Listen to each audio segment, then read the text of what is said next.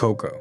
The 2017 animated Pixar film is genuinely, to me, one of the greatest films of all time. And don't even get me started on Toy Story 1, 2, 3. We don't talk about 4. Ratatouille, Finding Nemo, come on. They used to be goated. Emphasis on the they used to be. Personally, I don't think that they've made something substantial since Soul. With that said, I walked into an AMC theater last night with 3D glasses on, ready and excited to see their brand new film, Hoppers. I will say, the trailers, they had me excited. The concept, it seemed interesting. I had real faith and hope in this Pixar movie to restore the vibes. But it wasn't great, and it certainly was not substantial. Throughout the film, and especially just walking out of the theater thinking about the experience, I could feel that something was just missing. And not only was something missing, something was holding it back from really, truly saying something. FYI, this video will contain spoilers for Hoppers. Be advised. To start off with what I loved about this movie, the relationship between Mabel and her grandma, that hit. Like that's me and my dearly departed grandmother. I love that. I love that it was the connective soul of the film. Anything that had to do with Mabel remembering what her grandma told her, I love that. I will also say the voice acting and the way they brought these characters to life, phenomenal. Everybody killed it. I was there. I really believed it. I felt for them. So I will give them major props for that. To round out the what I loved section, I do have to give a shout out to the incredibly talented animators at Pixar that created some beautiful scenery. I mean, you know, the grass blowing in the wind, the leaves blowing in the wind, the water flowing. It looked awesome. I mean, if you've seen it, you know what I'm talking about. Very, very detailed, very cool. But I have to keep it real with you. This does lead into my first critique of the film. There's a scene in the beginning of Hoppers where I said to myself, is the animation too good here? I can certainly appreciate how animation technology has gotten Pixar to the point where they can create a hyper-realistic nature scene, but it just feels kind of hollow. It's not even a style over substance thing because it's not even necessarily stylized. I mean, it feels like at this point I'm watching a scene out of Avatar. You know, I don't need it. But you know what? At the end of the day, I don't even care that much about how a movie looks. It's what it says that's important to me. At the beginning of the story, you are led to believe that you are watching a badass, environmentalist, stick it to the man, stand up for what's right kind of movie. The conflict of the film is introduced when Mabel jumps on top of a dam that's about to be destroyed in an act of pretty defiant, awesome protest for a kid's movie. So I thought that was awesome. And when Mabel avatars herself into a beaver, you think you're going to be getting a bit of a open season type story where they're getting revenge on the humans and it's a journey and she learns stuff along the way and they're fighting the good fight. But it takes a weird turn that I don't really like the implication of in terms of the storytelling and the theme. Let me get into it. Now first, there's one thing off the bat that I need to bring up before I even get into my main issue, and it's that it's shown that all of the different types of animals live under a pretty drastic monarchy, and it's never really reckoned with in any way, shape, or form. I mean, I figure that Mabel coming in, that would be how she impacts the animal groups, is that she says, you know, democracy's a thing.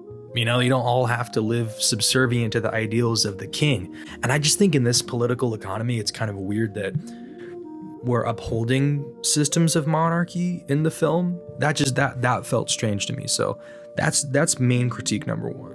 My second and most damning critique comes about when Mabel assembles the council of animals, including the kings and queens and their respective types of animals, reptiles, mammals, etc., etc., brings them all together and tries to galvanize them around the idea of saving the glade, pushing back against the humans, specifically the Mayor Jerry. And you know, at this point, I think they're gonna kind of do a bit of an open season thing. Mabel learned some lessons along the way about community and how to fight for what's right in the best way possible and needing people around. I don't know, I just kind of thought that we were going in an interesting direction. Unfortunately, it takes a bit of a weird turn that I don't love the moral implications of. Now, this is gonna be hard to understand if you have not seen the film, but the Meryl Streep voiced monarch butterfly hears that Mayor Jerry is the one who has displaced them, tortured them, probably has quite a high kill count of all animals in the entire community. Now the Meryl Streep voiced monarch butterfly hears this and her mind goes to,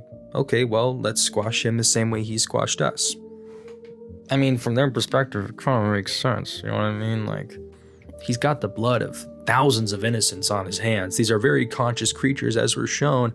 I don't think it's that crazy for them to, eye for an eye from their perspective. I think the movie had an interesting opportunity for Mabel to voice her opinion, teach them how to find another way to resolve the situation.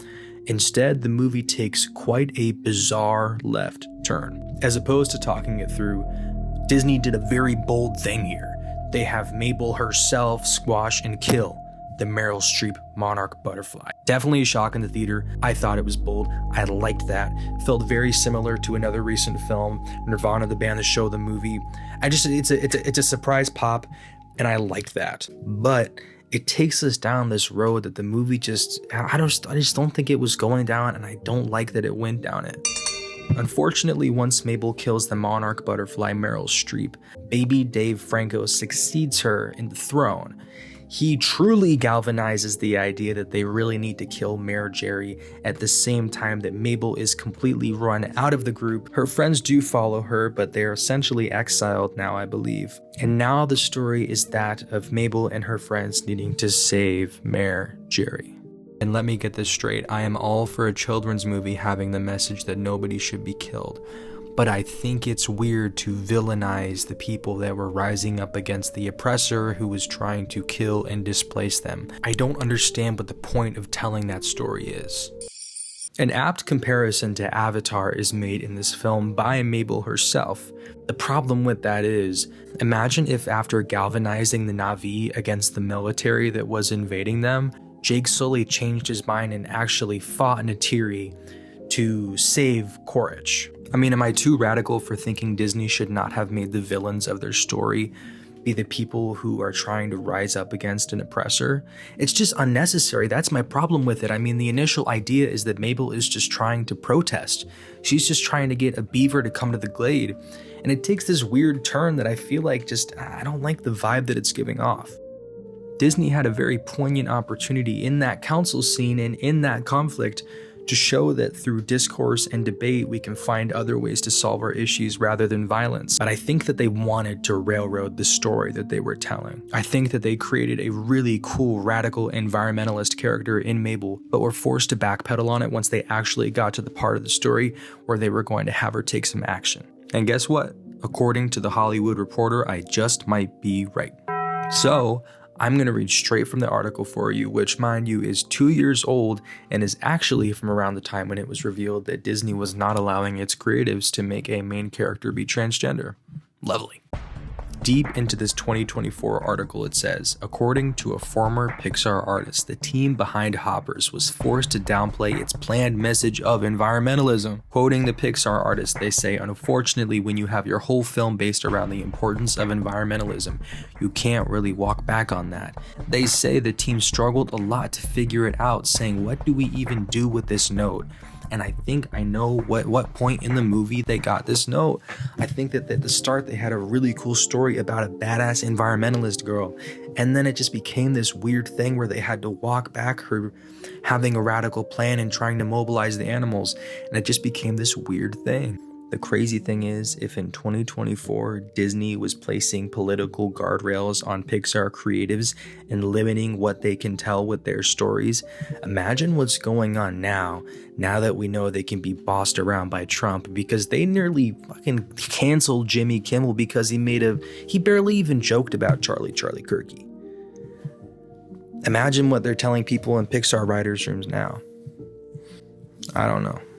With that knowledge in mind, what's particularly interesting to me is that Zootopia 2 was able to get by, because that's a pretty political movie. I mean, you've got colonization, propaganda, misinformation. I mean, I think it's amazing that someone can see Zootopia 2 and, because of the way that story was crafted, come out of it with a better understanding of the socio-political state of our world.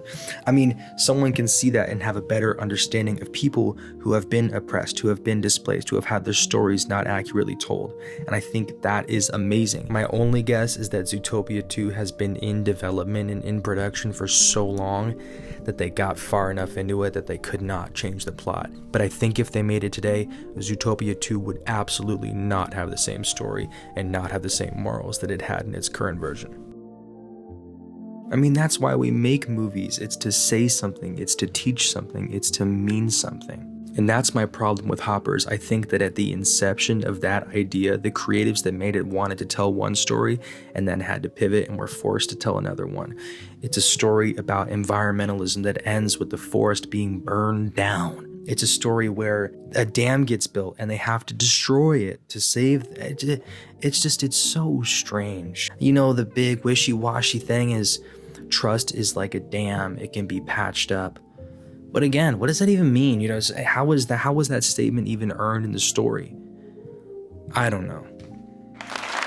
This has just been my post-movie stream of consciousness. I want to know what you think. I want to know if you liked Hoppers. I want to know if you liked the direction it went in.